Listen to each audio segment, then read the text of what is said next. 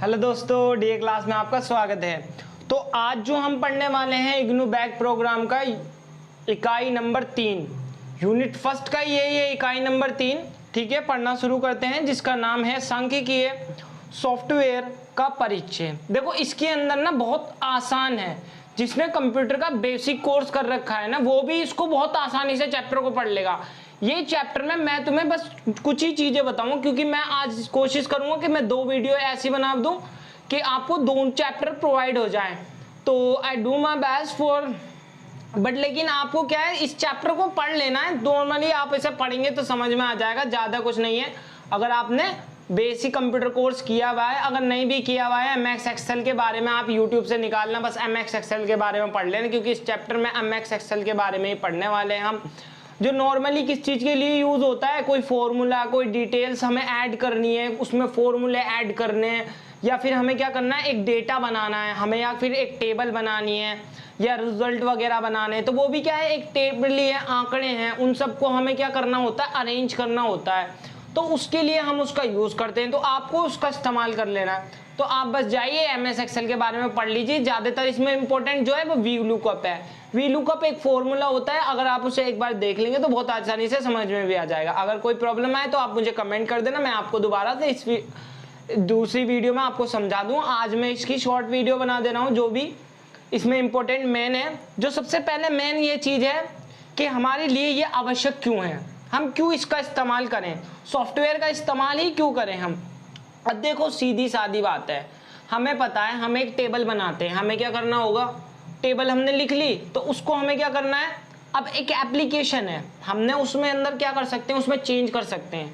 Suppose हमने application ली और हमने लिख लिया, एक टेबल बना ली, और टेबल बनाने के बाद में हम ना उसके अंदर जो मर्जी चेंज कर सकते हैं टेबल में। जैसे एमएस एक्सेल में हमने एक शीट बना ली, हमें बॉस ने बोला कि ये सब चीज़ें ऐड कर दो, फिर उसने अगले दिन आके बोला ये थोड़ी सी चीज़ें इसके अंदर चेंज कर दो। हम बस क्या करेंगे, सिंपली दोबारा से उस फाइल को खोल लेंगे, एंड देन उसमें से क्या कर सकते हैं, हम दोबारा से उसमें से रिप्लेस कर सकते हैं। जो भी चीज़ हमें क्या करनी है, ऐड या फिर रिप्लेस करनी है, तो हम उसको कर सकते हैं। बट लेकिन अगर हमने टेबल बनाई हुई है तो हम क्या करेंगे, आंकड़े को लिखना है, फिर लिखा हुआ है हमने, फिर अरे यार गलती हो गई, फिर उसको पेन से फिर उसको काटेंगे, फिर दोबारा करेंगे, फिर काटने के बाद में फिर अगर कहीं भी और भी गड़बड़ हो गई, कैलकुलेशन में प्रॉब्लम आ गई, तो बहुत सारी प्रॉब्लम्स हमें देखने को मिली। इसलिए हमें क्या है, सॉफ्टवेयर की ज़रूरत है।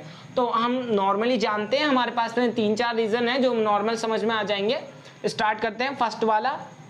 फर्स्ट है हमें कि आंकड़ों को क्या करना, परिभाषित करने और सत्यापन करने के लिए हमें जरूरी होता है। देखो सत्यापन क्या होता है, सत्यापन का मतलब है एनालाइज कराना, डाटा को एनालाइज कराना।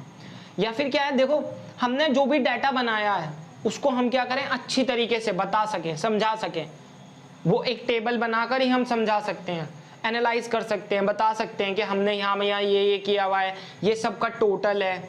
जैसे सपोज एक अटेंडेंस शीट तैयार होती है, जो कंप्यूटर से बनाते हैं हम अटेंडेंस शीट, उसमें लिखा रहता है सबका कौन कितने बजे टाइम पर आ रहा है, फिर उसका इस टाइम पर डलता है, टाइम डला हुआ होता है, कब वो गया, उसका टाइम, टोटल मंथ में कितना आया। इस सब चीज़ को बताने के लिए हमारे पास में क्या है, एक प्रॉपर एक शीट तैयार है। हम उसके अंदर जैसा मर्जी चेंज चाहें, अपनी मर्जी के अकॉर्डिंग हम कर सकते हैं। ऊपर से अगर हम लॉक लगाना चाहें उस फाइल के थ्रू, तो हम उस फाइल को भी लॉक कर सकते हैं।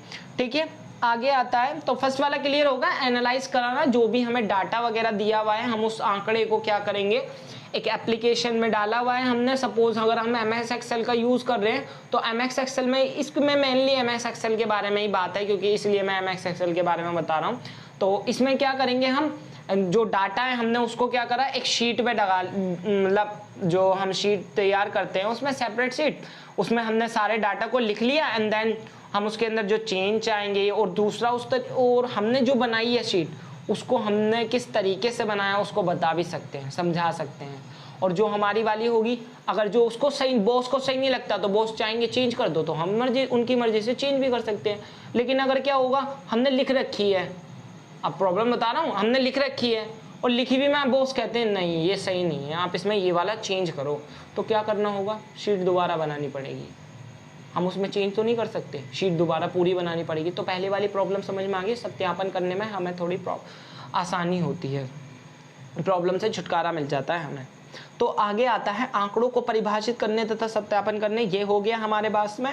फिर आता है आंकड़ों को लिखने में आसानी तथा आकलन करने में आसानी, वही अभी बताया मैंने, लिखने में आसानी होगी, आकलन करने में, समझने में आसानी होगी। आकलन मतलब समझना।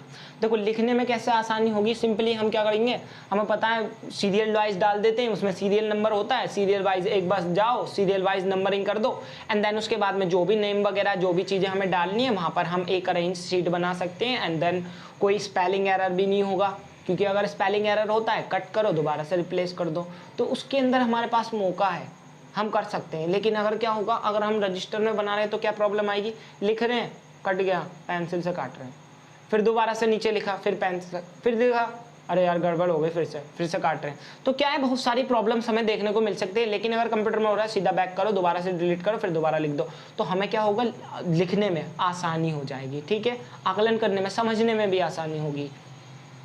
ओके, फिर अगला आता है हमें शॉर्टिंग तथा फिल्टरिंग की सुविधा। अब देखो हमें पता है हमें फिल्टरिंग कैसे करनी है। देखो हमें ना टोटल निकालना है, सपोज सैलरी का टोटल निकालना है, तो हम क्या करेंगे, एमएस एक्सेल में हमें पता ही है फॉर्मूला होता है, हम सीधा सारों को जोड़ सकते हैं कैलकुलेटर के थ्रू और फिर उसके साथ में हम लिख देंगे। अब कुछ समझदार होंगे वो कहेंगे हम मोबाइल से भी कर सकते हैं, लेकिन क्या है अब मोबाइल से भी करोगे लेकिन कुछ ऐसी चीज़ें होती हैं हमें परसेंटेज निकालना हो तो सीधा एप्लीकेशन क्या करेगी, फॉर्मूला लगाएगी और परसेंटेज निकाल देगी, तो परसेंटेज सारी चीज़ें निकालते चले जाएंगे ऑटोमेटिकली, काम बहुत जल्दी हो जाएगा। तो काम क्या है, बहुत जल्दी हो जाएगा अगर हम उसके थ्रू करते हैं, तो शॉर्ट टाइम लगेगा हमारे पास में, टाइम की जो है वो टाइम की बचत होगी और उसके साथ में जो होगा वो आकलन वो बिल्कुल करेक्ट निकल कर आएगा। क्लियर ये वाला? ओके, आगे देखते हैं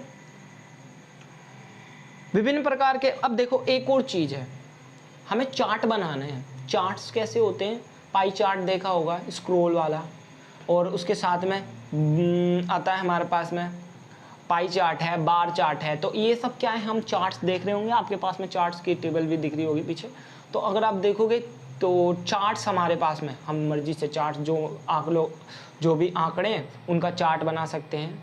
तो यानी कि ऑप्शन होता है हमारे पास में अवेलेबल, हम क्या करेंगे, सीधा ऊपर जाएंगे, सिंपली होम टैब पर क्लिक करेंगे एंड देन चार्ट वाला ऑप्शन आएगा, हम जो भी हमारी टेबल बनी हुई है उसका एक चार्ट बनकर ऑटोमेटिक तैयार हो जाएगा, हमें कुछ करने की ज़रूरत नहीं है। तो इसमें क्या हुआ, टाइम की भी बचत हो गई और चार्ट भी जो मर्जी का चाहें तो जैसा मर्जी हम चाहें बना सकते हैं। क्लियर ये वाला? फिर अगला वाला आता है, वही चीज़ है आकलन के, तो अगला वाला है हमारे पास में विभिन्न प्रकार के फॉर्मूले की सुविधा। देखो एमएस एक्सेल में क्या होता है, हमें विभिन्न प्रकार के फॉर्मूले की सुविधा होती है, हम ऐड करना चाहे ऐड कर सकते हैं, मल्टीप्लाई करना चाहे मल्टीप्लाई कर सकते हैं, डिवाइड देना है एंड देन सिंपल ये है, हमें बहुत आसान तरीका होता है हमारे पास में, दो तरीके से अवेलेबल है ये ऑप्शन। आप चाहें तो आप क्या कर सकते हैं, सीधा डायरेक्ट कीबोर्ड से करना चाहे तो कीबोर्ड से फॉर्मूले अप्लाई कर सकते हैं, वरना जिसको नहीं पता हो वो बस होम टैब में जाओ और फॉर्मूले का एक ऑप्शन होता है, फॉर्मूले की चार्ट खुलकर आ जाएगी एंड देन क्लिक करना है, जो भी फॉर्मूला हमें अप्लाई करना है उस रो के अंदर एंड रो सिलेक्ट करनी नहीं है, फॉर्मूला क्लिक करना है देन वो फॉर्मूला वहां पर लग जाएगा, स्टार्ट एंटर जैसे ही हम करेंगे वो फॉर्मूला उस पर अप्लाई हो जाएगा, ऐड किया है या टोटल किया है वो निकल कर आ जाएगा, तो आसानी से क्या होगा, हमारा सोल्व हो जाएगा। तो बहुत आसान सुविधा हमें अवेलेबल है फॉर्मूले की। क्लियर?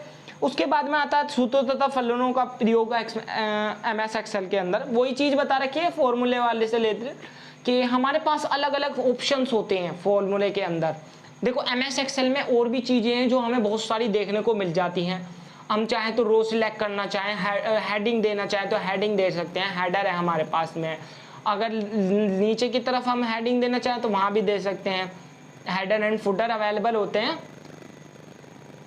और अगर हम और चीज़ों को देखें तो बहुत सारी चीज़ें हमें देखने को मिलेंगी, आप बस एक बार एक्सेल के एमएस एक्सेल के ऊपर वीडियो देख लेना, सिंपली उसकी क्या फंक्शन होते हैं बस वो देख लेना, सिंपल आप इस चैप्टर को बहुत अच्छे से समझ जाओगे। ओके, लास्ट वाला है चार्ट एंड पाई चार्ट, जो हम बनाते हैं, चार्ट बनाने की बहुत आसान सुविधा है हमारे पास में अवेलेबल, सीधा हमने जो टेबल बनाई है उस टेबल को हम क्या करेंगे, क्लिक करेंगे चार्ट पर, अगर पाई चार्ट बनाना है तो पाई चार्ट बना देंगे हम, बार चार्ट बनाना है तो बार चार्ट बना देंगे, तो कॉलम चार्ट बनाना है तो कॉलम चार्ट, हमारे ऊपर ऑप्शन है, हम जिस मर्जी का चार्ट चाहें वैसा बना सकते हैं और बहुत आसानी से बन जाएगा, कंप्यूटर उसको ऑटोमेटिक बना देगा जिसके स्ट्रोम सॉफ्टवेयर के थ्रू बना रहे हैं। ठीक है, इस वीडियो में बस इतना ही, क्योंकि इसमें ज़्यादा इंपॉर्टेंट कुछ नहीं है, बस खाली यही है।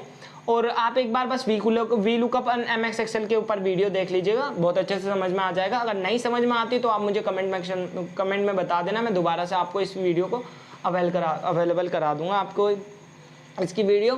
And thank you so much, bye bye, next video में मिलते हैं। ओके।